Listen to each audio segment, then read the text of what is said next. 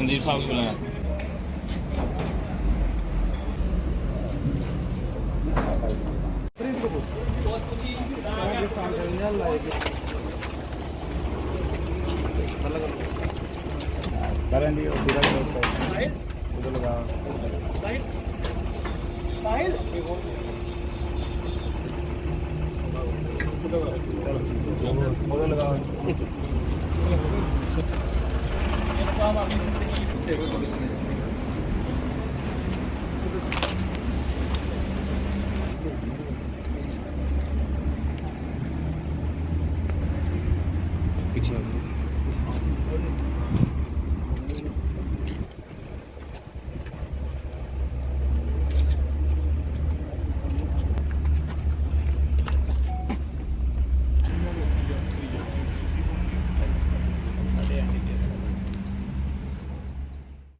जैसे कि आप जानते हैं कि 17 तारीख रात के 9:01 के करीब ये जो हमारा चरवाड़ एरिया है वहाँ पे कृष्णा बिल्डिंग मटेरियल करके एक दुकान है जो हार्डवेयर और सैनिटरी वेयर और फर्नीचर की दुकान है।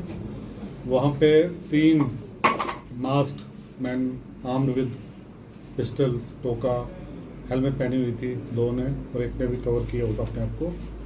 ये दुकान के अंदर आए और सीधा कैश काउंटर जहाँ पे जो भी पेमेंट्स वगैरह होती है वहाँ गए और जो इसके ओनर थे उनको इन्होंने डरा धमका के थ्रेटन किया कि मार देंगे और गन पॉइंट पे वहाँ से कोई 1 लाख के करीब नकदी लूट के ले गए। साथ में एक गोल्ड रिंग उनका ही और एक एयर पिस्टल थी वो लेके ये वहाँ से फरार हो गए। और मॉर्निंग में 18 तारीख को इसकी इंफॉर्मेशन पुलिस पोस्ट चरवाल में दी गई। यहाँ से ये FIR लॉन्च की गई और इन्वेस्टिगेशन जो थी वो प्रोसेस जो है सेट इन मोशन किया गया। और चूँकि एक बड़ा सेंसेशनल केस था जो फुटेज सबसे पहले तो हमने टीम्स बना दी गई जो एक हमारे SDPO धीरज कटोचा बॉर्डर उनकी निगरानी में, और फिर हमने सब टीम्स बनाई गई जिसमें SHO तारिक जो कि राजबाग के SHO हैं और SHO हीरानगर, और पूरे अपने जो भी इनके एक्सपीरियंसेस थे। सबसे पहले तो ये जो भी हमारे पास टेक्निकल इनपुट्स थी, जो भी डंप डेटा वगैरह था उसको एनालाइज करने का प्रोसेस किया गया और जितने भी CCTV फुटेज जो भी कैमरास हाईवे पे RTA रूट्स पे थी उसको हमने ये खंगाला और सबसे पहले ये आइडेंटिफिकेशन करने की कोशिश थी कि ये क्या इंटरस्टेट ये डकैत से रॉबर से जहाँ की विदित हमारे अपने ही इलाके के हैं। तो CCTV फुटेज से इतनी क्लैरिटी तो नहीं मिल पा रही थी, बट जो एक पैटर्न था उनका आने का और जाने का उससे हमें क्लूज मिलते गए। और फिर जो एक हमारा जो पहले भी इस इलाके में सांबा हमारा ये कठुआ में जो भी हाईवे पे रॉबरीज बर्गरीज डकैतीज वो ही थी, तो उस पैटर्न को समझते हुए तो हमने जीरोइंग किया 3-4 जो पहले भी केसेस इन केसेस में इन्वॉल्व थे। तो उसमें एक तो जो सांबा का प्रिंस कपूर करके है वार्ड नंबर 7 सांबा ऊपर बाज़ार, वो आइडेंटिफाई पहले शक के घेरे में आए। फिर उसके साथ ही जो हमें सांबा डिस्ट्रिक्ट से जो फुटेज हाईवे पे मिली हैं उससे एक और की आइडेंटिफिकेशन हुई है, बट वो प्रॉपर आइडेंटिफिकेशन के लिए हमें बाकी डिस्ट्रिक्ट्स पे जाना पड़ा और साथ में जो इन्होंने काफ़ी चालाकी से जो बाइक थी इस्तेमाल की हुई, उसकी भी नंबर प्लेट थी वो आधी फोल की हुई थी।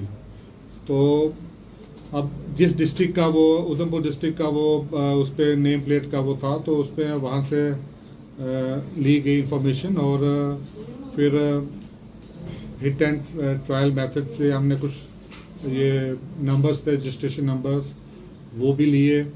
तो उसमें फिर हमने एक नंबर को आइडेंटिफाई करके, तो कटरा से हमने एक और राकेश कुमार पोनी का रहने वाला है और कुक का काम करता वहाँ होटल पे, तो वहाँ पे रेड किया और उसको वहाँ से अरेस्ट किया।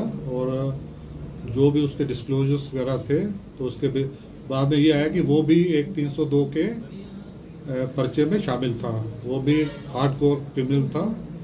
तो उससे फिर जो भी इंफॉर्मेशन आई है आगे, तो उसके बेसिस पे फिर, क्योंकि जो प्रिंस कपूर था वो भी हार्डकोर क्रिमिनल था और ये पंजाब और हिमाचल में भी काफ़ी केसेस में इन्वॉल्व था। हमारे भी जहाँ पे पेट्रोल पंप और और सांबा में भी जो भी रॉबरीज हुई हैं उसमें भी इन्वॉल्व था। तो और वो ये सुनने में आया है, अभी वेरीफाई कर रहे हैं हम कि वो उसका भी अंडर ट्रायल केस चल रहा था, वो पंजाब हिमाचल कहीं से वो भागा हुआ है, फरार है अभी। इवन कठुआ में भी हमने उसको एक्सपॉन्डेड डिक्लेयर किया हुआ है अपने केस में। तो वो यहाँ से सांबा में रख बटाली, तो पंडोर, तो वहाँ पे उसने एक मकान खरीदा हुआ था, तो उसमें ही अपने वो जो भी फरारी के दिन काट रहा था। और उसको फिर हमने, क्योंकि वो एक रेजिडेंशियल एरिया था, तो बड़े काफ़ी हमारे टीम ने होशियारी से प्रोफेशनल वे में उसको ट्रैक किया और उसको दबोच लिया गया। और उससे हमें 2 pistols with live rounds, 23 live rounds थे, 4 मैगजीन्स थी और जो कैश था वो 40,000 के करीब कैश वो अभी तक रिकवर हुआ है। बाइक का जो भी उसने अभी डिस्क्लोजर किए हैं, बाइक उसने कहीं पंजाब साइड, उसको जब उन्होंने देखा कि ये पूरा सोशल मीडिया पे फुटेज सर्कुलेट हो रही है, तो उसने वहीं पे चाबी के समेत ही वहाँ कर दिया। तो सर्च हमने किया, हो सकता है कि वहाँ से वो चोरी हो गया हुआ है। और तीसरा जो इसमें इन्वॉल्व था साहिल कृष्णा का, वो अभी भी ये अरेस्ट नहीं हो पाया है, तो उसको भी हम चंद दिनों में अरेस्ट कर लेंगे। ये पिस्टल सर बताइए आपने, इंडियन मेड है ना? ये पिस्टल जो है इंडियन मेड ही है पिस्टल्स, अभी उनकी वेरिफिकेशन चल रही है, तो वो देख लेंगे। मेरे ख्याल से राजस्थान साइड से बनी हुई है। काफ़ी सारे मोबाइल्स और कुछ इक्विपमेंट्स भी पकड़े हैं। सिर्फ डकैती ही इनका जो मेन पेशा था, या इसके अलावा और भी ड्रग्स वगैरह में भी इन्वॉल्वमेंट इनकी रही है केसेस में? जो अभी तक केसेस जो हमारे केसेस थे उसमें तो ये रॉबरी थी, और पुराने केसेस सिदड़ा में भी इसने केस में इन्वॉल्व है, और डकैत पंजाब साइड से अभी हम ले लेंगे इन्फॉर्मेशन। तो ये तो क्लियर है कि ये प्रोफेशनल रॉबर्स डकैत थे। और बाकी एनडीपीएस या इन केसेस में उनकी क्या इन्वॉल्वमेंट है, वो हम इंफॉर्मेशन गैदर कर रहे हैं। तेजदार हथियार भी इनके पास था, तो क्या लगता है कि वो डराने का ही प्रयास था या फिर जानलेवा हमला भी कर सकते थे, जैसा आपने पहले कहा कि एक जो है वो 302 में भी?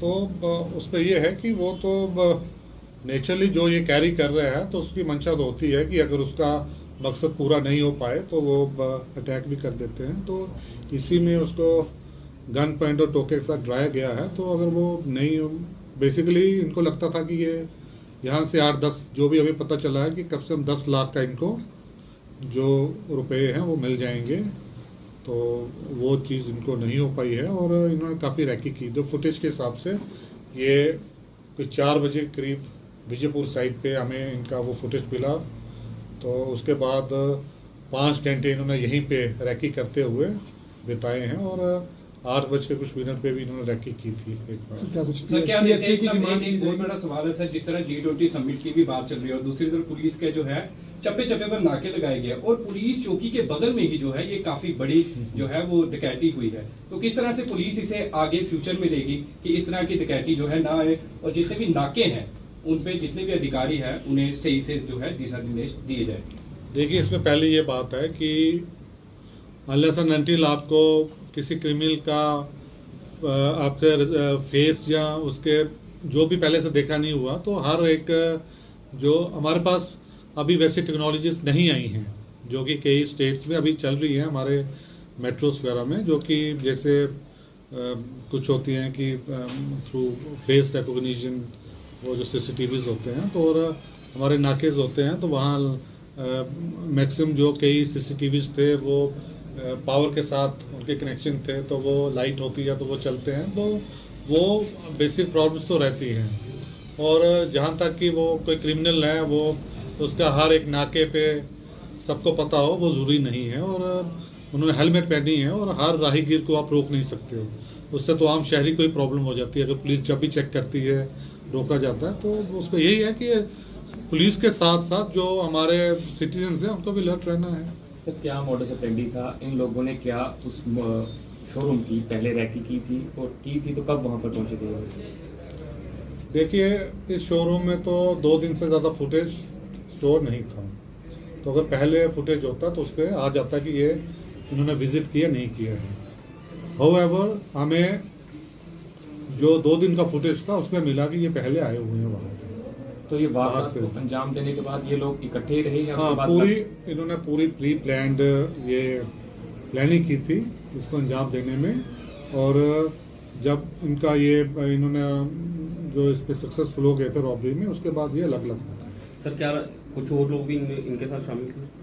नहीं, अभी तक जो है वो तो मेन जो इनका गैंग लीडर है वो प्रिंस कपूर ही है, और जो एक लड़का जो था इन्होंने वो बाइक के लिए जिसने बाइक खरीदा लिया हुआ था, वो बाइक भी कोई आई थिंक 4 बार वो अलग अलग मालिकों से वो पास होता गया है, और वो उसको इन्होंने फिर उधर से कंडक्ट किया। और सबसे बड़ी बात ये थी कि इन्होंने मोबाइल अपने स्विच करके ही रखे हुए थे, जिसपे कि हमें काफ़ी प्रॉब्लम पड़ी उस पर आई है शुरू में, कि हमारा जो इनिशियल टाइम था वो हमारा यही टेक्निकल एनालिसिस में लगे थे, बट बाद में फिर हमें लगा